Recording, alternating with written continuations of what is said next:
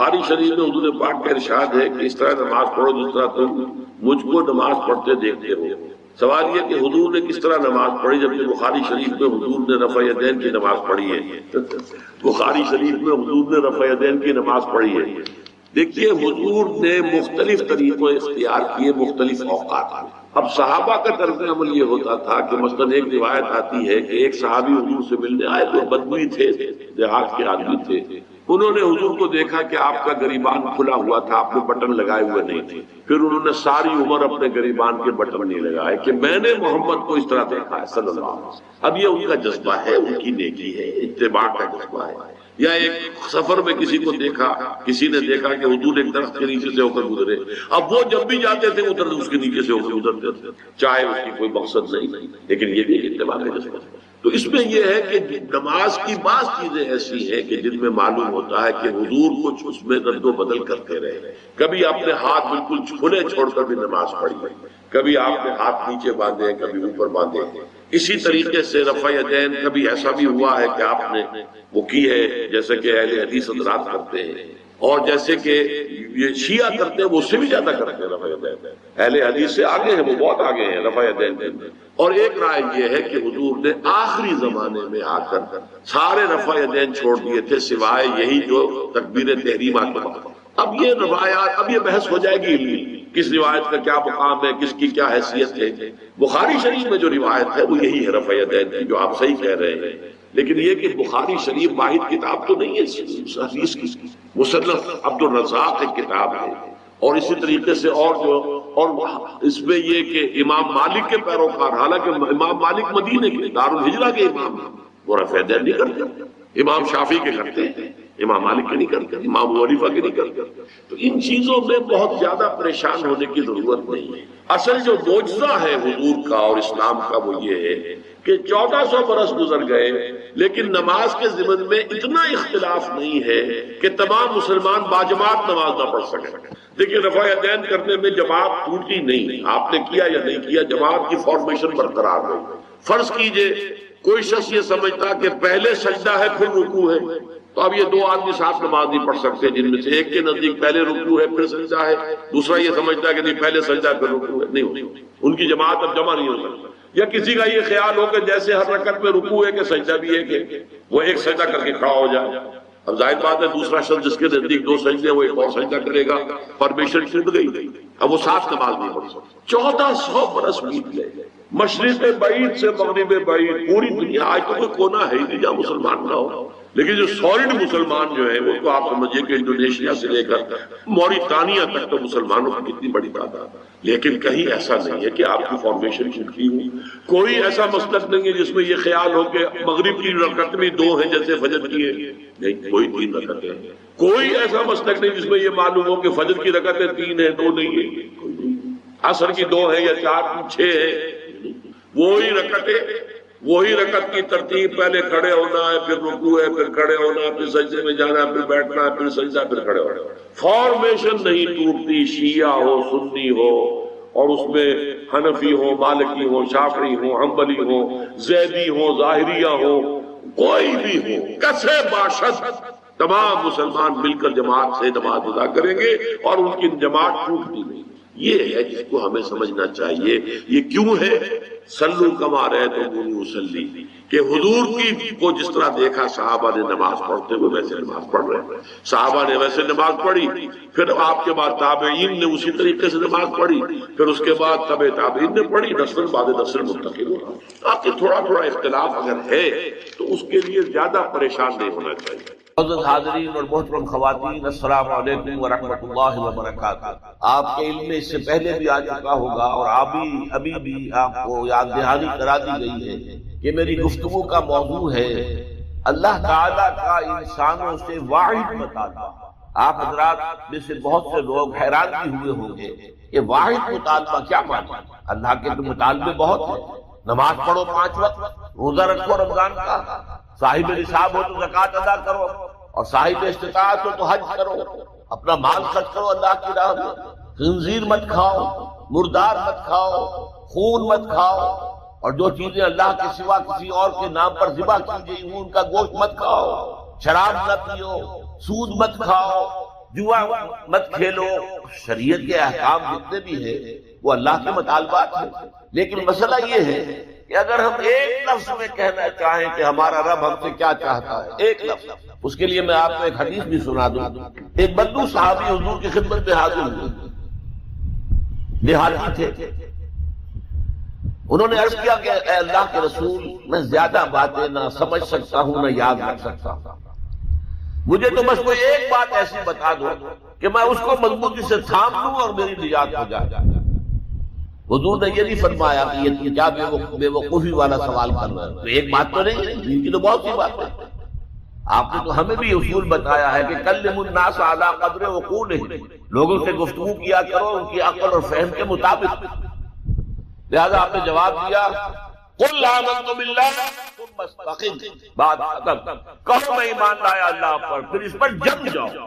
اب یہ کہنا تو آسان ہے میں اللہ پر ایمان لایا، لیکن جم جانا، ثم استقم، اس استقامت میں قیامت میں۔ اسی طرح ایک لفظ میں اگر آپ اللہ تعالیٰ کے تمام احکام کو جمع کرنا چاہیں تو وہ لفظ عبادت۔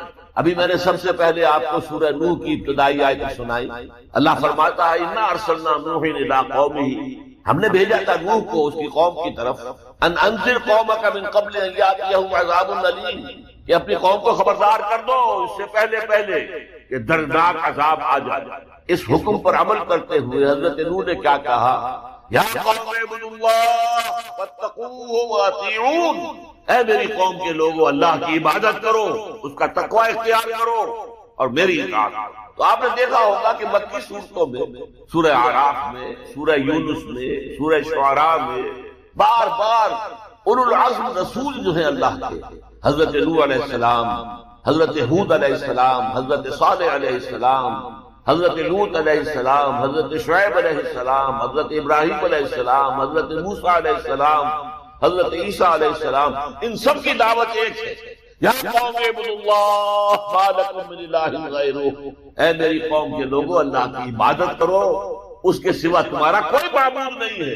کہیں الفاظ آتے ہیں یا قوم اعبدوا اللہ واطیعون، اے میری قوم کے لوگوں اللہ کی عبادت کرو اور میری اطاعت کرو۔ تو ایک لفظ اگر ہے تو عبادت، اسی لیے میں نے آپ کو تیسری آیت سنائی سورہ زاریات، وما خلقت الجن والانس الا لیعبدون، میں نے جنوں اور انسانوں کو نہیں پیدا کیا مگر صرف اس لیے کہ میری عبادت کرو۔ گویا کہ غرض تخلیق آدم، انسانوں کی تخلیق کا مقصد یہ ہے کہ وہ اللہ کی عبادت کرے، اس قدر اہم لفظ ہے۔ اسی کے لیے اس کی ترجمانی کرتے ہوئے کہا تھا شیخ سعدی رحمۃ اللہ علیہ نے، زندگی آمد برائے بندگی، زندگی بے بندگی شرمندگی۔ یہ میں آپ کو بتاؤں گا کہ عبادت کا سب سے بڑا حصہ جو ہے بندگی ہے، غلامی ہے، اطاعت۔ انسان کا مقصد ہے تخلیق عبادت، البتہ اس میں جو بات سمجھنے کی ہے وہ یہ ہے عبادت ہمہ تن، ہمہ وقت، ہمہ وجوہ درکار۔ اللہ کی بندگی، اللہ کی غلامی، اللہ کی عبادت، اس کا تقاضا کیا ہے؟ ہر وقت، ہر آن، ہر لحظہ، ہر معاملے میں اللہ کا حکم مانا۔ اس لیے کہ آپ کہتے تھے غلام کو، آج کل غلامی کا وہ تصور دنیا میں کہیں نہیں۔ غلام اپنے آقا کی ملکیت ہوتا تھا، غلام کو جب چاہے آقا قتل کر دیتا تھا، اس پر کوئی مقدمہ نہیں تھا، نہ 302 کا، نہ 303 کا، نہ 304 کا، کوئی مقدمہ نہیں۔ بالکل ایسے جیسے آپ کی بکری ہو، آپ اس کو ذبح کریں، گوشت کھائیں، بانٹیں اپنے دوستوں میں، تو کوئی آپ سے پوچھ سکتا ہے بکری کیوں ذبح؟ اسی طرح آقا جو ہے اپنے غلام کو اگر ذبح کرتا تھا تو کوئی اس سے نہیں پوچھتا تھا تم نے کیوں کیا، یہ کہ میرا غلام ہے، میرا غلام تھا، میں نے اس کو ذبح کر دیا۔ اچھا آج ہمارے ذہن میں سب سے بڑا نقشہ آتا ہے ملازم کا۔ یہ ملازم جو ہے، جس نے ملازم رکھا ہے، امپلائر اور امپلائی ریلیشن شپ کیا ہے، زیادہ سے زیادہ وہی ہمارے سامنے آتا ہے۔ لیکن اس میں آپ نوٹ کریں گے کہ ملازم ہمہ وقت نہیں ہوتا، اس کی ملازمت کا وقت مقرر۔ پہرہ دار ہے 12 گھنٹے پہرہ دے گا رات کو، اس کے بعد جا کے سوئے گا۔ اگر وہ کھانا پکانے والا ہے کھانا پکائے گا، کوئی اور کام آپ نہیں کہہ سکتے۔ آپ کہیں جا کے میرا ٹائلٹ صاف کراؤ، وہ صاف کر دے گا، جناب میں آپ کا خانسامہ ہوں، میں آپ کا کھانا پکانے کے لیے ملازم ہوا ہوں، ٹائلٹ صاف کرنے کے لیے تو نہیں ہوا۔ یہ ملازم جو ہے یہ ہمہ وقت نہیں ہے، یہ ہمہ جہت نہیں ہے، ہمہ تن نہیں ہے۔ لیکن غلام جو ہوتا تھا، غلام کسی وقت انکار نہیں کر سکتا، رات کو 12-1 بجے آقا حکم دے وہ اس کو پورا کرنا ہوگا، جو حکم دے پورا کرنا ہوگا۔ لہذا اس غلامی کا تصور کیجئے، عبد اب سے بنا عبادت، جیسے بندہ، فارسی میں اب کا لفظ کیا ہے؟ بندہ، بندہ و آقا، تمیز بندہ و آقا فساد آدمیت ہے، لیکن وہ بندہ جو ہے جس سے بندگی بنا ہے، میں نے ابھی آپ کو سنا دیا، زندگی آمد برائے بندگی، زندگی بے بندگی شرمندگی، تمہیں تو پیدا ہی کیا گیا اس لیے کہ ہماری عبادت کرو، تمہارا مقصد تخلیق بھی ہے کہ ہماری عبادت کرو، تو یہ عبادت ہے ہمہ تن، ہمہ وقت، ہمہ وجوہ، اللہ کی اطاعت، اللہ کی غلامی، اللہ کی بندگی۔ بدقسمتی سے ہمارے ہاں تصور، ہمارا جب زوال شروع ہوا ہے تو یہ کوئی 2-4 صدی کی بات نہیں ہے، 1000 سال سے ہمارا زوال زوال زوال زوال زوال چلا رہا۔ اس زبان میں ہمارے مفہوم بدل گئے، ہمارے معنی بدل گئے، الفاظ کے اصطلاحات کا مفہوم تبدیل ہو گیا ہے۔ اب ہم کیا سمجھتے ہیں؟ عبادت ہے نماز، روزہ، حج و زکات، بس یہ عبادت ہے، اور عبادت کسے کہتے ہیں؟ بہت غلط بات۔ سوچئے اگر عبادت یہی ہے نماز روزہ، تو کیا ہم 24 گھنٹے نماز پڑھتے ہیں؟ اللہ نے کہا میں نے پیدا ہی کیا عبادت کے لیے، تو کیا 24 گھنٹے روزہ رکھتے ہیں؟ کیا 12 مہینے روزہ رکھتے ہیں؟ کیا ہر وقت 24 گھنٹے نماز پڑھتے ہیں؟ نہیں، یہ نماز، روزہ، زکات، حج، یہ عبادات تو ہے، وہ اصل عبادت ہے بندگی، اطاعت، غلامی، جو ہمہ وقت ہے، ہول ٹائم، ہمہ جو ہے ہمہ وجوہ، اللہ کی اطاعت۔ البتہ اس میں ایک چیز کا اضافہ ہے، اطاعت مجبوراً بھی ہوتی ہے۔ آج سے 60 سال پہلے انگریز حکمران تھا ہم پر، ہمیں اس کی اطاعت کرنی پڑتی تھی، لیکن ہمیں انگریز سے محبت تو نہیں تھی نا۔ اسی طرح بنی اسرائیل غلام تھے آل فرعون کے، حکم تو مانتے تھے، بیگار میں پکڑے جاتے تھے، کام کرتے تھے، جانے بھی دیتے تھے، لیکن وہ فرعون سے محبت تو نہیں کرتے تھے۔ لہذا عبادت جب اللہ کی ہوگی وہ صرف اطاعت نہیں ہوگی بلکہ محبت کے ساتھ اطاعت کی جائے، ہمہ وقت، ہمہ تن، ہمہ وجوہ، لیکن انتہائی درجے میں اللہ سے محبت کے ساتھ۔ یہی وجہ ہے کہ دو بڑی عظیم شخصیت ہیں، امام ابن تیمیہ اور حافظ ابن قیم رحمۃ اللہ علیہما، ان دونوں نے جو ڈیفینیشن کی ہے، ہاؤ ٹو ڈیفائن عبادت، عبادت ہے کیا؟ تو حافظ ابن قیم کہتے ہیں العبادت تجمع اصلین، دو چیزوں کو جمع کرنے سے عبادت بنتی ہے، غایت الحب وغایت الذل والخضوع، حد درجے میں اللہ سے محبت کرنا اور حد درجے میں اس کے سامنے جھک جانا، جو فرمان ہو حد۔ البتہ یہ ہے عبادت کا چونکہ جسم ہے وہ ہے اطاعت، جیسے میرا یہ 2.5 من کا بدن، اس کی اصل حقیقت وہ جان ہے، وہ جان نہ ہو تو جلد از جلد نہلا کے دھلا کے کفن پہنا کے قبر میں اتار دے کہ کہیں خام خواہ جو ہے جل پھٹ نہ جائے۔ اصل شے جان ہے، جان تو نظر نہیں آتی، نظر تو جسم آتا ہے۔ لہذا اطاعت کا جو جسم ہے وہ ہے عبادت کا جسم ہے، اطاعت وہ نظر آتا ہے۔ اللہ کا حکم نماز پڑھو، ہم نماز پڑھتے نظر آتا ہے۔ اللہ کا حکم روزہ رکھو، ہم نے روزہ رکھا تو شام میں ہم کو معلوم ہو گیا کہ نہیں۔ اللہ کا حکم زکات دو، ہم زکات دیتے ہیں تو لوگوں کو پتہ چلتا ہے کہ ہم نے زکات دی۔ اللہ کا حکم ہے کہ اگر صاحب استطاعت ہو تو حج کرو، جب ہم حج کرتے ہیں نظر آتا ہے کہ حج کرتے، لیکن یہ عبادت تب جبکہ اس میں حد درجے کی محبت شامل ہے۔ الا لا ایمان لمن لا محبت له، الا لا ایمان لمن لا محبت له، الا لا ایمان لمن لا محبت له۔ یہ محبت نہیں ہے، اس کا کوئی ایمان۔ محبت اللہ کی نمبر 1 اور محبت اس کے رسول کی نمبر 2۔ محبتیں ہوں تو ایمان ہے۔ قرآن میں فرمایا گیا الذین آمنوا اشد حبا للہ، اشد حبا للہ۔ اشد کا لفظ آپ جانتے ہیں شدید ترین، جو واقعی صاحب ایمان ہے وہ شدید ترین محبت کرتے ہیں اللہ سے۔ اور رسول نے اپنے بارے میں فرما دیا بہت، لا یؤمن احدکم حتی اکون احب الیہ من والدہ وولدہ والناس اجمعین، سے کوئی شخص مومن نہیں ہو سکتا جب تک کہ میں اسے اس کے باپ سے، اس کے بیٹے سے اور تمام انسانوں سے زیادہ محبوب نہ ہو جائے۔ محبت نظر تو نہیں آتی، نظر آئے گی اطاعت، کہ آپ نے اللہ کا حکم مانا، رسول کا حکم مانا، لیکن یہ اطاعت عبادت تب بنے گی جبکہ اللہ کی محبت کے جلشار ہو کر اللہ کی اطاعت۔ چنانچہ قرآن میں زندہ مثال ہے، جب حضرت موسیٰ علیہ السلام پہلی مرتبہ فرعون کے دربار میں، فرعون نے مذاق اڑایا، یہ آیا ہے یہ موسیٰ اور یہ ہارون اس کا بھائی، اور یہ ہم پر حکم چلانا چاہتے ہیں، وَقَوْمُهُمَا لَنَا عَابِدُونَ، حالانکہ ان کی قوم تو ہماری عابد قوم ہے، غلام قوم۔ اب یہاں عبادت کی کیا معنی ہے؟ بنی اسرائیل وہ بادشاہ کی پرستش نہیں کرتے تھے لیکن بادشاہ کی اطاعت کرنے پر مجبور تھے، اطاعت کرتے تھے۔ اس کو اس نے کہا وَقَوْمُهُمَا لَنَا عَابِدُونَ، کی قوم جو ہے وہ تو ہماری عابد ہے، عبادت گزار ہے، ہماری غلام ہے، ہماری اطاعت شعار ہے۔ وہ کیا پہنچتا ہے؟ ہماری بیٹی حنیفوں میں آؤ۔ اچھا کوئی فرعون کا لفظ ہے، آپ اسے لے آئے، اللہ کا لفظ تو نہیں۔ ملاقات میں حضرت موسیٰ علیہ السلام نے جب دعوت دی، فرعون نے طنز الم نربک فینا ولیدا، اے فرعون اے موسیٰ تم وہی نہیں ہو جسے ہم نے اپنے گھر میں پالا پوسا تھا۔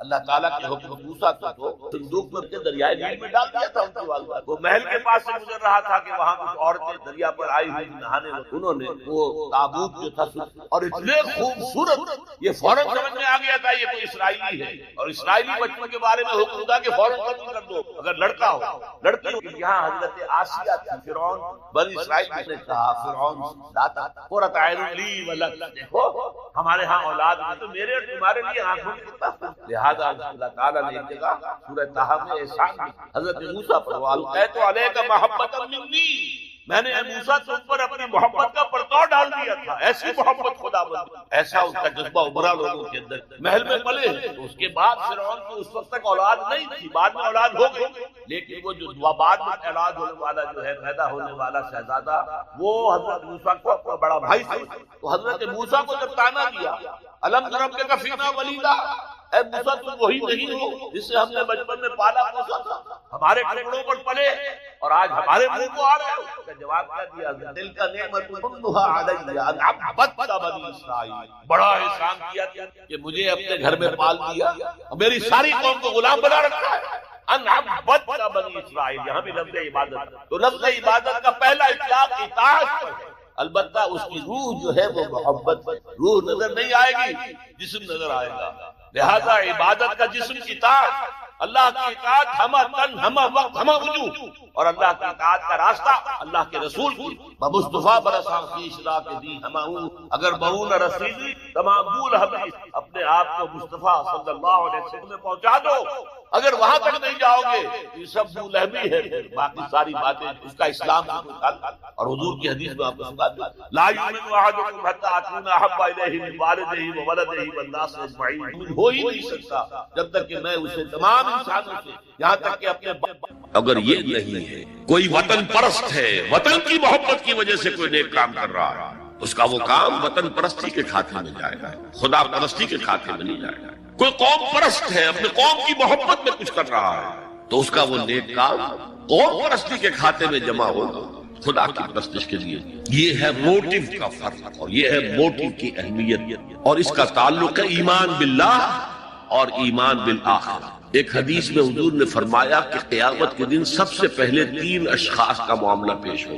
ایک وہ تھا کہ جو اللہ کی راہ میں جنگ کرتا ہوا مارا گیا تھا، دنیا میں شہید سمجھا جا رہا تھا۔ ایک وہ تھا جسے اللہ نے علم بہت دیا تھا، اس نے علم کو پھیلایا خوب پھیلایا۔ اور ایک وہ جس کے پاس جس کو اللہ نے بہت دولت دی تھی، اور اس نے دولت جو ہے نیکی کے کاموں میں، بھلائی کے کاموں میں، غربا یتاما مساکین کے لیے خرچ کیا۔ اب اللہ پوچھے گا ان شہید صاحب سے کہ دیکھو میں نے تمہیں صحت دی، جسمانی قوت دی تھی، تم نے کیا کیا؟ وہ کہے گا اے اللہ میں نے تیرے لیے قتال کیا اور اپنی جان دے دی۔ اللہ فرمائے گا کذبت، تو نے جھوٹ بولا، انک قد قاتلت لان یقال جریء، تو نے تو یہ جنگ میں حصہ لیا تھا اس لیے کہ تیری شجاعت کا ڈنکا بن جائے، تیری جرأت کی شہرت ہو جائے۔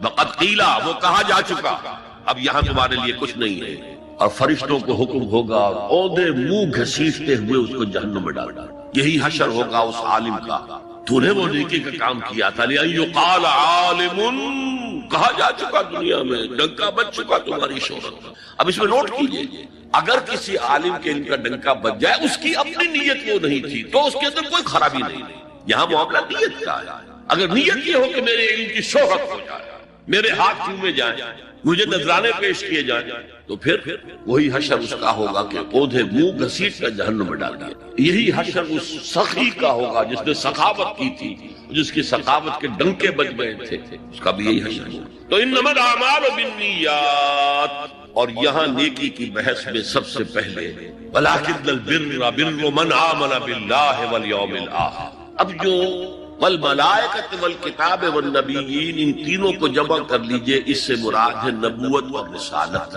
ملائکہ وحی کا ذریعہ ہے جو انبیاء تک لے کر آتے رہے، اس وحی کا جو ریکارڈ مرتب ہوا وہ کتابیں ہیں، اور جن پر وہ وحی آئی وہ نبی ہیں۔ ان تینوں کو جمع کر رسالت، ایمان باللہ، ایمان بالآخرہ اور ایمان بالرسالت۔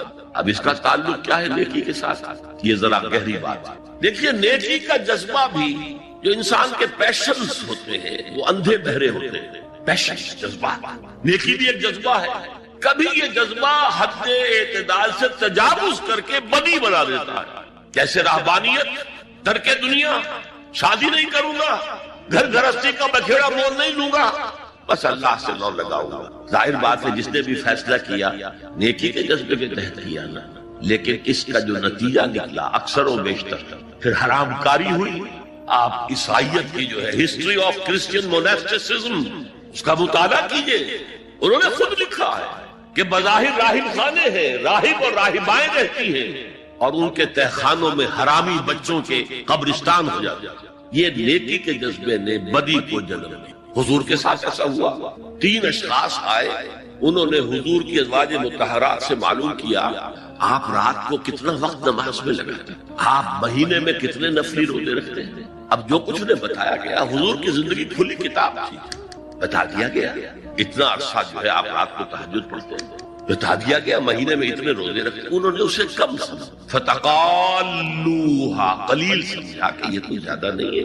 ہمارا تو خیال تھا کہ آپ ساری رات ہی کھڑے رہتے ہو، لیکن اپنے دل کو مطمئن کرنے کے لیے کہ حضور کی کہیں توہین بھی نہ ہو جائے، کہا جی انہیں تو ضرورت نہیں ہے، وہ تو معصوم ہی ہے، ان کی خطائیں اول تو ہوتی نہیں، اگر کوئی ہے بھی تو اللہ نے کہہ دیا قد غفر اللہ لک ذنبک ما تقدم منها وما تاخر، اللہ نے تو معاف کر دیا اگلے پچھلے سارے گناہ، میرے لیے یہ کافی۔ ایک نے کہا میں پوری رات عبادت کروں گا، اپنی قبر بستر سے نہیں لگاؤں۔ دوسرے نے کہا کہ میں ہمیشہ ہر روز روزہ رکھوں گا، کبھی افطار نہیں۔ تیسرے نے کہا میں کوئی شادی بیاہ نہیں کروں گا، ایک ککیڑ میں نہیں پڑھوں گا۔ حضور کو خبر ہو گئی، آپ نے طلب اور غصے کے انداز میں وہ الفاظ کہے کہ جو حضور سے بالکل متوقع نہیں، واللہ انی لاتقاکم واخشاکم، خدا کی قسم میں تم سب سے زیادہ متقی ہوں اور سب سے زیادہ اللہ سے ڈرنے والا ہوں، لیکن میرا طریق یہ ہے کہ میں رات کو سوتا بھی ہوں اور نماز بھی پڑھتا ہوں، میں روزہ رکھتا بھی ہوں، ناغہ بھی کرتا ہوں، میں نے شادیاں کی ہیں، متعدد ازواج میرے گھروں میں ہیں۔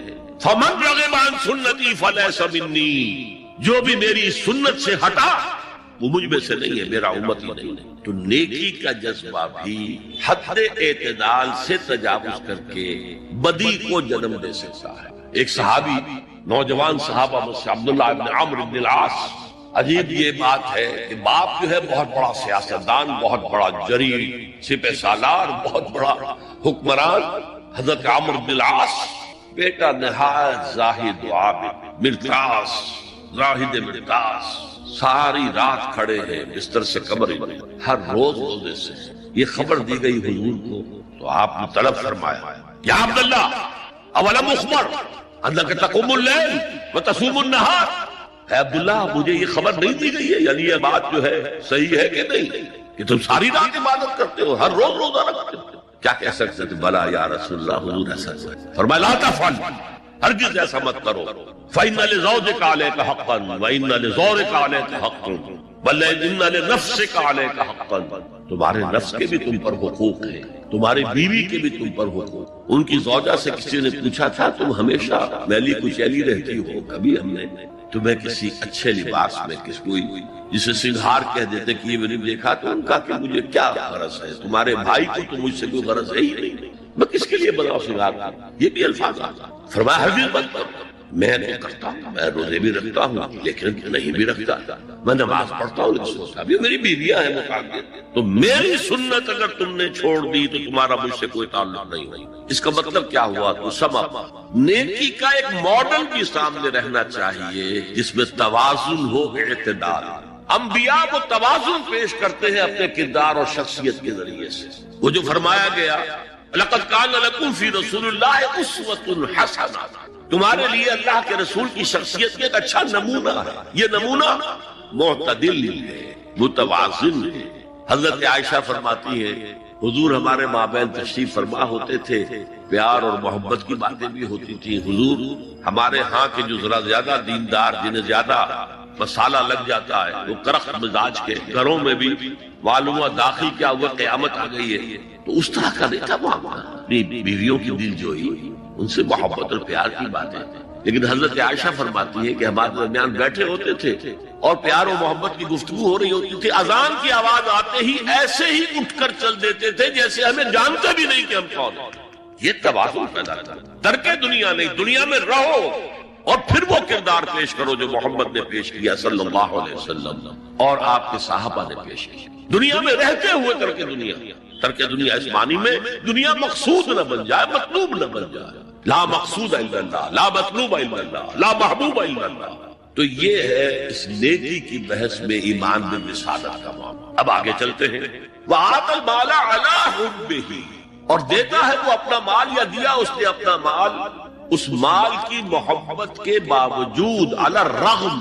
جن حضرات نے ترجمہ کیا ہے کہ اللہ کی محبت کی وجہ سے ہی اللہ کی محبت میں وہ مال دیتے ہیں، یہ غلط ہے۔ جو بحث ہو چکی ہے، موٹیویشن تو ان کی درست ہو گئی، ایمان باللہ، ایمان بالآخرہ سے، اب آگے اس کے تکرار کی ضرورت نہیں ہے۔ اور عربی میں کسی کی محبت میں کوئی شے آئے تو فی یا لام آئے گا، علی آتا ہے مخالفت کے لیے، علی الرغم۔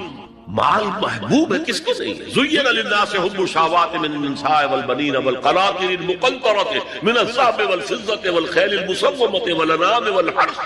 انسان کی سرشت کو اللہ سے زیادہ جاننے والا کون ہے؟ وہ فرما رہا سورہ آل عمران کی آیت ہے، مزین کر دی گئی ہے انسانوں کے لیے محبت بیویوں کی، بیٹوں کی، اور ڈھیروں مال کی، سونے کی اور چاندی کی، اور گھوڑے وہ کہ جو پیڈگری والے ہوں اور جو بہت اعلیٰ نسل کے ہوں، خیل المسومہ، نشان زدہ گھوڑے، اور مال ہو، بھیڑے بکریوں کے گلے کے گلے ہو، اور گائے اور بیل ہو، اور یہ ساری چیزیں محبوب ہیں۔